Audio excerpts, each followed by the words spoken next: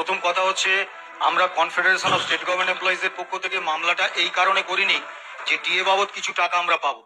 আমরা করেছিলাম যে এই রাজ্য সরকার এবং মাননীয় মুখ্যমন্ত্রী মমতা বন্দ্যোপাধ্যায় তিনি বলছিলেন যে এটা কর্মচারীদের অধিকার নয়।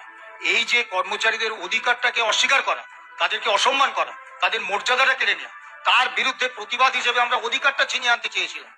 আজকের এই জয়টা ঐতিহাসিক জয়। কেন ঐতিহাসিক জয়? কলকাতা হাইকোর্ট দুটো রায় দিয়েছিল, legally enforceable right of the employees. দ্বিতীয় রায় দিয়েছিল DA is a legally enforceable fundamental right.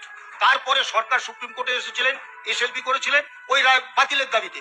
আজকে সুপ্রিম কোর্টের যে অবজারভেশন এবং সুপ্রিম কোর্টের যা নির্দেশ, তাতে তা স্পষ্ট যে এসএলপি খারিজ হয়ে যাচ্ছে। একদম বিচারপতিরা বলেছেন, আমরা নিজের কানে শুনেছি যে আজকেই আমরা মামলা ডিসমিস করে দিতাম, আগামী আগস্টে শুনবো। প্রথমে বলেছিলেন 50% দিন, এখন 50% পেলাম কি 25% পেলাম এটা আমাদের কাছে গুরুত্বপূর্ণ নয়। আমাদের কাছে গুরুত্বপূর্ণ হচ্ছে মহামান্য সুপ্রিম কোর্ট, এর আগে কলকাতা হাইকোর্ট দুবার এবং মহামান্য সুপ্রিম কোর্ট একবার এই দাম্ভিক ফ্যাসিস্ট শাসকের গালে চপেটাঘাত করলেন যে শ্রমিক কর্মচারীদের কোনো অধিকার তুমি কেড়ে নিতে পারো না করলেন। এবং আজকে আমরা 100%ই জয় পেলাম।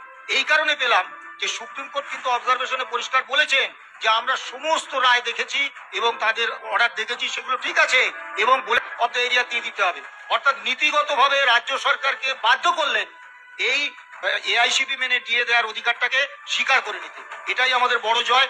আমরা কর্মচারী সমাজের উদ্দেশ্যে এই জয়কে উৎসর্গ করছি।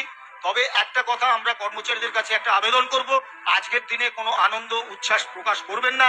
কারণ গতকাল যোগ্য শিক্ষকরা তারা আন্দোলন করতে গিয়ে যেভাবে শাসক দলের একদল কর্মী এবং পুলিশের হাতে নিগৃহীত হয়েছেন, অত্যাচারিত হয়েছেন, রক্ত ঝরেছে, তাতে আমাদেরও বুক থেকে রক্ত ঝরছে।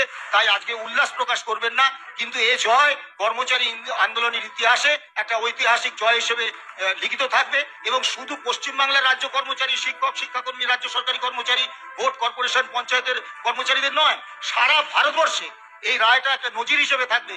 এরপরে কোন যদি বলে তাদের কাছে টাকা নেই, তাদের টাকা নেই, একদম পরিষ্কার পরিচ্ছন্ন ভাবে এই সুযোগটা, এই যে ডিএটা, এটা কিন্তু কোনো নতুন প্রকল্প বা নতুন কোনো পারকুইজিট নয়। এটা দীর্ঘদিন ধরে মানে স্বাধীনতার আগে থেকে এই অধিকারটা শ্রমিক কর্মচারীরা পেয়ে এসছেন। এটা এক্সিস্টিং রাইট। এটাকে কাটেল করার জন্য আর্থিক অজুহাতের কথা বলা যায় না। এবং স্যাটে এবং মহামান্য কলকাতা হাইকোর্টের রাজ্য সরকার একই কথা বলেছিলেন। সেখানে হাইকোর্ট তাদেরকে সুবিধা দিয়েছিলেন, বলেছিলেন বলা যায় না, আপনার এই যুক্তি আইন গ্রাহ্য নয়। কিন্তু তবুও আপনারা কর্মরত কর্মচারীদের টাকাটা প্রভিডেন্ট ফান্ডে রাখুন, আর যারা অবসরপ্রাপ্ত তাদের টাকাটা নগদে দিয়ে দিন। কর্মচারী সংগঠন, মামলাকারী সংগঠনের সঙ্গে আলোচনা করে তারা সে রাস্তাও করেননি। আর টাকা নেই এ কথাটা বিশ্বাসযোগ্য নয়। মেলা খেলা থেকে আরম্ভ করে যাবতীয় বেনিয়মে এত লক্ষ লক্ষ কোটি কোটি টাকা খরচ করা যাচ্ছে, আর কর্মচারী, শ্রমিক কর্মচারীদের দেওয়া যাবে না। অবশ্য এই সরকারটা হচ্ছে নির্লজ্জ সরকার। আপনারা কি জানেন পঞ্চায়েতের ট্যাক্স কালেক্টর 600 টাকা মাসে বেতন পায়? আপনারা কি জানেন মিড ডে মিল ওয়ার্কাররা 1666 টাকা মাসে বেতন পান? আপনারা কি জানেন জীবিকা সেবকরা 8 বছর ধরে বেতন পাচ্ছে না? এইরকম একটা নৃশংস অমানবিক সরকার। একেবারে নৈতিক জয়, আইনি লড়াইয়ে আংশিক জয়। ইতিমধ্যেই রাজ্য সরকারি কর্মচারীরা তারা সন্তোষ প্রকাশ করেছেন। অবিলম্বে বকেয়া মহার্ঘ ভাতার 25% দিতে হবে রাজ্য সরকারকে, এমন নির্দেশ দিয়েছে আজ সর্বোচ্চ আদালত। বিকাশদা প্রথমে দেখলাম সুপ্রিম কোর্টে আমরা মনোভাব তার আগেই বলছিলেন কি, যেটা পরশু বলেছিলেন কি 50% আপনারা দিয়ে দিন, একটা গুডউইল জেস্টার তৈরি করে। রাজ্য বলছিল কি তাদের কোমর ভেঙে যাবে এই টাকা দেওয়ার জন্য। এটা কেন? রাজ্য সরকারের একটাই কাঁদুনি ছিল সুপ্রিম কোর্টের কাছে যে আমাদের টাকা নেই। আমাদের বক্তব্য, যেটা আইনত প্রাপ্য সেই টাকা নেই, এটা কোনো যুক্তি হতে পারে না। এবং সেই জন্য সুপ্রিম কোর্ট যখন রাজ্য সরকারের পক্ষ থেকে বারবার ঘ্যান ঘ্যান করছিলেন, তারা বললেন আমরা এই মামলা খারিজ করে দিতাম। কিন্তু আমরা খারিজ করছি না, যেহেতু এটা ইন্টারিম স্টেজে আছে, আমরা ফাইনালি শুনবো, তার আগে তুমি 50% বকেয়া টাকা অবিলম্বে জমা দাও। তখন সরকারের পক্ষ থেকে উকিলরা বললেন যে এই টাকা দিতে গেলে আমাদের কোমর ভেঙে যাবে। সরকারের কোমর এমনি ভেঙে গেছে অনেকদিন আগে, যাই হোক। তখন ওদের ওই আকুতিতে কোর্ট বলেন ঠিক আছে 25% টাকা জমা দাও বকেয়া। 2016 থেকে মামলা হয়েছে, মামলা শেষ চূড়ান্ত শুনানি হয়েছে কলকাতা হাইকোর্টে 2022-এ। তারপর থেকে সুপ্রিম কোর্টে পরে বকেয়া টাকা আছে তার 25% মিটিয়ে দিতে হবে 4 সপ্তাহের মধ্যে। তারপরেই আগস্ট মাসে মামলা চূড়ান্ত শুনানির জন্য আসবে। এটা অত্যন্ত আশার কথা যে কর্মচারীরা এতদিন ঘুরছিলেন, তারা আজকে সামান্য কিছু হলেও তাদের প্রাপ্য ডিএর অধিকারটা তারা স্বীকৃতি পেলেন সুপ্রিম কোর্টের কাছ থেকে। অভিষেক মনু সিংহ বা বাকি বা বা বাকি আইনজীবীরা যেটা বলছিলেন কি 20,000 কোটি টাকা নেই তাদের কাছে, প্রথমে 40,000 কোটি টাকা কোথা থেকে তারা দেবেন? এটা ফান্ডামেন্টাল রাইট, দেখুন, আমি একটা ফান্ডামেন্টাল রাইট আমরা বলিনি, আমরা তো বলছি লিগালি এনফোর্সেবল রাইট। কেন্দ্রের হারাতে দিতে পারবেন না।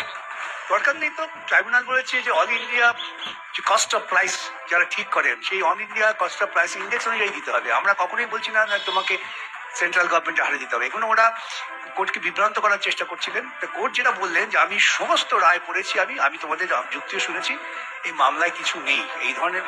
আপাতত এই আমাদের অন্তর্বর্তীকালীন সুবিধাটা পাওয়া গেছে, যখন চূড়ান্ত শুনানি হবে তখন পুরোটাই জিতবো আমরা, এই নিয়ে কোনো সন্দেহের অবকাশ নেই।